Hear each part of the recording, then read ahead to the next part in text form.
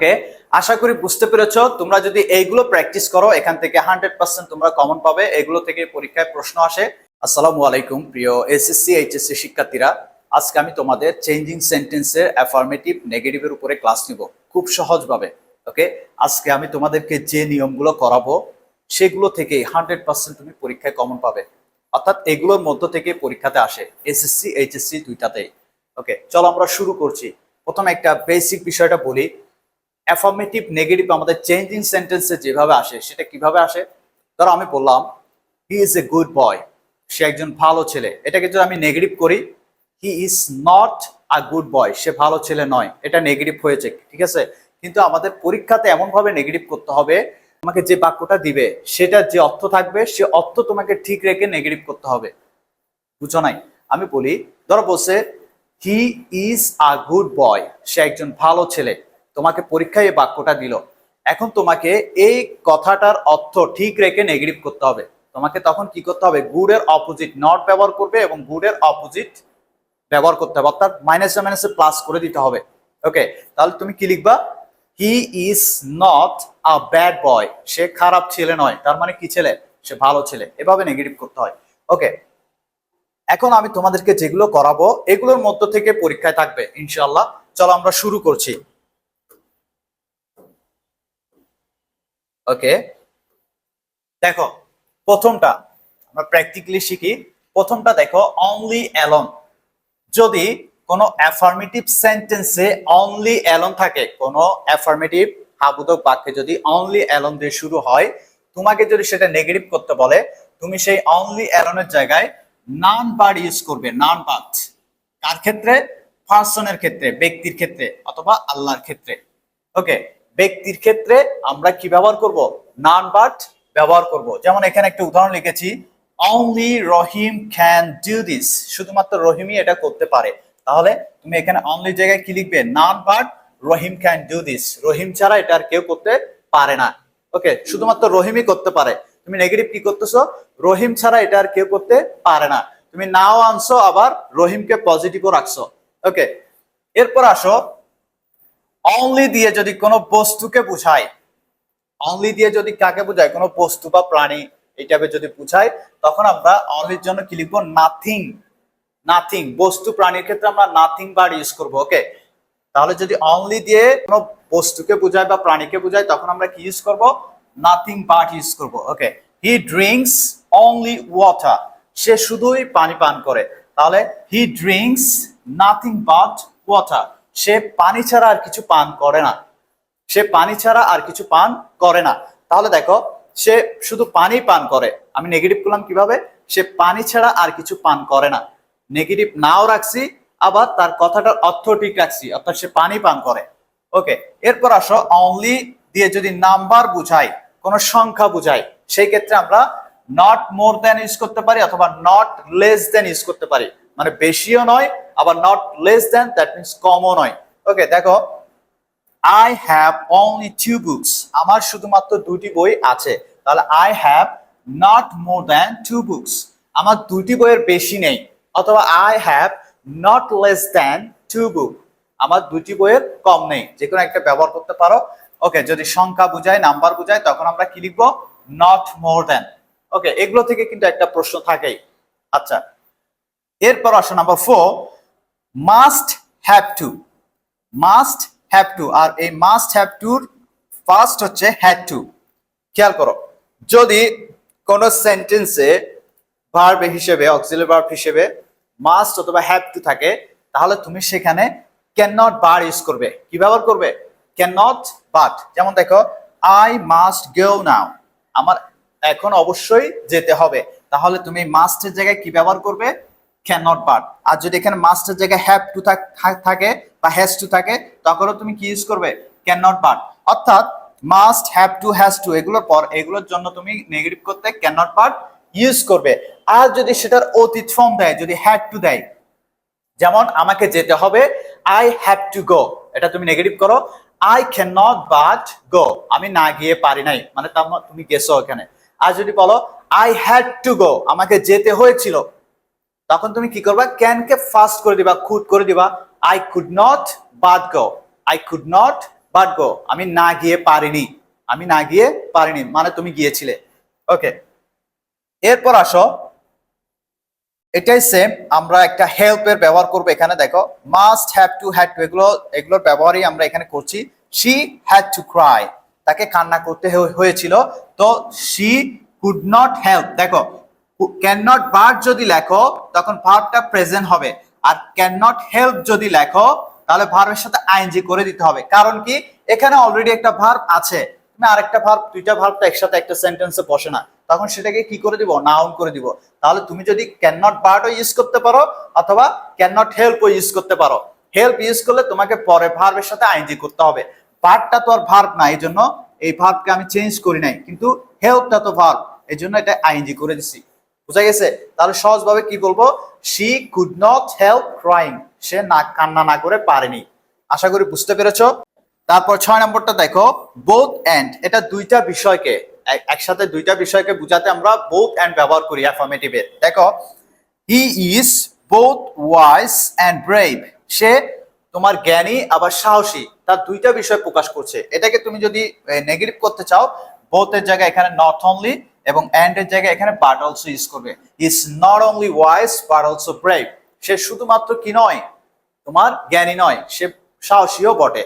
ওকে, আশা করি বুঝতে পেরেছো। অর্থাৎ আমরা অর্থ ঠিক রেখেছি, বাট নেগেটিভ কথাটা আনছি এখানে।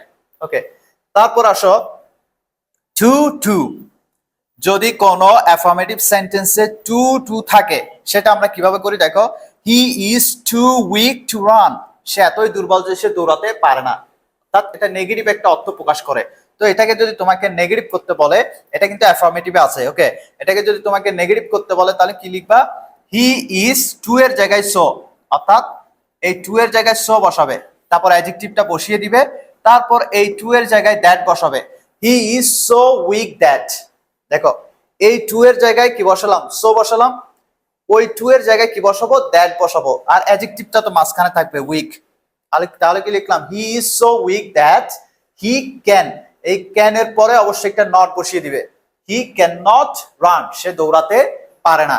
ওকে, তো দেখো কি লিখলাম, he is too weak to run, he is so weak that he, যেহেতু আমি এখানে একটা কানেক্টরস নিয়ে এসেছি দ্যাট, সো দ্যাটটা নিয়ে এসেছি, এই জন্য আমি আবার সাবজেক্ট লিখলাম, তারপরে ক্যান লিখবো সাবজেক্টের পরে, এরপরে ক্যান বা কুড, যদি ভার্বটা যদি ফার্স্ট হতো তখন এটা যদি ওয়াজ হতো এখানে কুড লিখতাম, যদি এখানে যেহেতু ইজ আছে এখানে আমি ক্যান লিখেছি, ওয়াজ থাকলে কুড লিখতাম। ওকে, ক্যান কুড লিখার পরে তুমি নট বসিয়ে দিবে নেগেটিভের ক্ষেত্রে, ক্যান নট বা কুড নট রান। আশা করি বুঝতে পেরেছো। ওকে, এরপর আমরা পরের স্লাইডে যাই। দেখো 8 নাম্বারটা দেখো, as soon as, তাহলে যদি as soon as থাকে তখন আমরা no sooner had ইউজ করি। as soon as এর নেগেটিভ হিসেবে আমরা কি ইউজ করি, no sooner had। আমরা প্র্যাকটিক্যাল বাক্যটা দেখি, as soon as I saw him, যেই মাত্র আমি তাকে দেখলাম, I left, আমি বের হয়ে গেলাম, যেই মাত্র আমি তাকে দেখলাম আমি বের হয়ে গেলাম। তাহলে as soon as এর জায়গায় কি লিখবে, no sooner had, কি লিখবে, no sooner had। as soon as এর জায়গায় কি লিখবো, no sooner had। অর্থাৎ অর্থ ঠিক রাখার জন্য আমাদেরকে এই শব্দটা আনতে হবে, no sooner had, no sooner had I seen, R had এর পরে ভার্বটা be3 ফর্ম হয়ে যাবে। এখানে দেখো এটা ফার্স্ট ফর্ম ছিল saw, কিন্তু তুমি এখানে no sooner had যেহেতু এনেছো, had এর পরে have has had এর পরে সবসময় be3 ফর্ম হয়ে যায়। ওকে, no sooner had I seen him, তারপরে এই কমাটা তুলে তুমি একটা দেন বসাবে, কি বসাবে, দেন বসাবে, মনে রাখবে no sooner had I seen him then I left, তাকে দেখতে না দেখতেই আমি বের হয়ে গেলাম। no sooner had এটার অর্থ হচ্ছে তেনাতে, অর্থাৎ তাকে দেখতে না দেখতে আমি কি করলাম, বের হয়ে গেলাম। আর এটার অর্থ তাকে দেখা মাত্রই আমি কি করলাম, বের হয়ে গেলাম। ওকে, আশা করি বুঝতে পেরেছো। নাম্বার 9, যদি এ, অল, এভরি এগুলো পরে যদি একটা নাউন থাকে, যেমন এখানে বলেছে সবগুলাই আমি লিখেছি, পরীক্ষাতে বেশিরভাগ তোমার এভরিটা থাকে। ওকে, অল ম্যান ওয়ান্ট পিস, প্রত্যেক মানুষ শান্তি চায়। এটাকে যদি আমি নেগেটিভ করতে চাই তো এই অল এর জন্য বা এভরির জন্য দেয়ার ইজ নো লিখবো, কি লিখবো, দেয়ার ইজ নো, তারপরে এই নাউনটা লিখে দিব।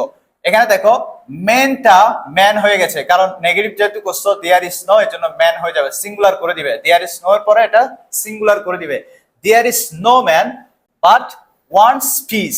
এখানে ওয়ান্ট এর সাথে এস কেন হয়েছে, কারণ এখানে সিঙ্গুলার হয়ে গেছে সাবজেক্ট, দেয়ার ইজ নো ব্যবহার করার কারণে সাবজেক্টটা সিঙ্গুলার হয়েছে, পরে এই ওয়ান্টের সাথে এস করে দিবে, কারণ প্রেজেন্ট ডিফিনিটের সাবজেক্ট যদি তার সাবজেক্ট সিঙ্গুলার হয় ভার্বের সাথে এস যুক্ত হবে। তাহলে there is no man but wants peace, এমন কোন মানুষ নাই, যে এমন কোন লোক নাই যে কি চায় না, শান্তি চায় না। ওকে ওকে, তারপরটা দেখো এ অল এভরি প্লাস নাউন, অর্থাৎ এভরি স্টুডেন্ট ওয়াজ প্রেজেন্ট, এটা কিন্তু অ্যাডজেক্টিভ। ওকে, অ্যাডজেক্টিভ থাকলে আমরা হু দিয়ে করি সাধারণত। তাহলে দেয়ার ওয়াজ নো, এই এভরি বা অল এগুলোর জন্য আমি কি ইউজ করলাম, দেয়ার ওয়াজ নো। ওয়াজ কেন ইউজ করলাম, যেহেতু এটা ফার্স্টে। তাহলে there was no student, there was no student who was not present, যে উপস্থিত ছিল না। যেহেতু প্রেজেন্ট এখানে অ্যাডজেক্টিভ, তাই আমরা হু দিয়ে করেছি, হু ওয়াজ নট প্রেজেন্ট, মানে এমন কোন ছাত্র ছিল না যে উপস্থিত ছিল না। ওকে, এভাবে আমরা কথাটা বলবো। আমরা আসলে কনভারসেশন করার সময় এগুলো ঠিকই বলি। ওকে, এগুলো জাস্ট আমাদের কনভারসেশন ফরমেশন, কিন্তু আমরা এখন গ্রামার হিসেবে শিখছি। কিন্তু যদি আমরা কথার মতো করে শিখতাম তাহলে কিন্তু আমাদের এত নিয়ম শিখতে হতো না, আমরা ন্যাচারালি কিন্তু এটা বলতে পারতাম। ওকে, এরপর আরেকটা দেখি, অল এভরি প্লাস নাউন, এটা এগুলো সেম। অল লাভড হিম, সকলেই তাকে ভালোবাসতো। অল লাভড হিম, সকলে তাকে ভালোবাসতো, এটা আমরা এভাবে করতে পারি, কেউ তাকে ঘৃণা করতো না। তাহলে এখানে সকলে তাকে ভালোবাসতো, আমি এখানে নো ওয়ান ইউজ করতে পারি, নো ওয়ান হেটেড হিম, কেউ তাকে ঘৃণা করতো না। অর্থ ঠিক আছে, আমি নেগেটিভও করলাম। ওকে, এখানে তিন ভাবে আসতে পারে, যে কোনো একটা ভাবে আসতে পারে। এরপর দেখো ইউনিভার্সাল ট্রুথ, মানে যেটা চিরন্তন সত্য। ইউনিভার্সাল ট্রুথ গুলা যে অ্যাফার্মেটিভ আছে সেগুলোকে যদি আমাদেরকে নেগেটিভ করতে বলে, অর্থাৎ পরীক্ষাতে দেখতেছো যে সেটা একটা অ্যাফার্মেটিভ বাক্য, লাস্টে প্রশ্নবোধক চিহ্ন আছে, কিন্তু তোমাকে বলতেছে এটা কি করতে, নেগেটিভ করতে, অ্যাফার্মেটিভ থেকে নেগেটিভ করতে। তাহলে তুমি কি করবা, ইউনিভার্সাল ট্রুথ যে কথাগুলো আছে সেগুলোকে ইন্টারগেটিভ করে দিবা। ধরো আমি বললাম যে mister Rashed is the second son of his family. আবার শুনো, mister Rashed is the second son, mister Rashed হচ্ছে দ্বিতীয় পুত্র, অফ হিজ ফ্যামিলি, তার পরিবারের। তাহলে এটা তো চিরন্তন সত্য, সে তো কখনো ফার্স্ট হতে পারবে না, থার্ডও হতে পারবে না। তাহলে এটাকে তুমি কিভাবে করবে, isn't mister Rashed second son of his family, ইজন্টটা আগে নিয়ে আসবো, অক্সিলারি ভার্বটাকে আগে নিয়ে আসবো। ওকে, যেটা চিরন্তন সত্য সেটা আমরা ইন্টারোগেটিভ করে দিব। এখানে দেখো the earth moves round the সান, পৃথিবী সূর্যের চারিদিকে ঘোরে। ওকে, তাহলে আমরা এখানে দেখো মুভস, এটা কি ভার্ব, তো এখানে তো অক্সিলারি ভার্ব নাই কিন্তু প্রিন্সিপাল ভার্ব আছে। এখানে ভার্বের সাথে যেহেতু অ্যাজ আছে, আমি এখানে ডাজ ইউজ করলাম, তারপরে নট ইউজ করে দিবে, ট্যাগ কোয়েশ্চেনের মতো আর কি। যেহেতু এখানে নেগেটিভ নাই, তুমি নেগেটিভ করে দিবে, ডাজন্ট দ্য আর্থ মুভ, তারপরে মুভ লিখবে, কারণ এখানে আর অ্যাজ হবে না, কারণ ডাজ ইউজ করেছে এজন্য।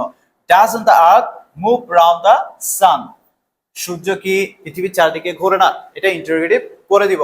আশা করি বুঝতে পেরেছো। এরপর আসো নাম্বার 13, আ ফিউ।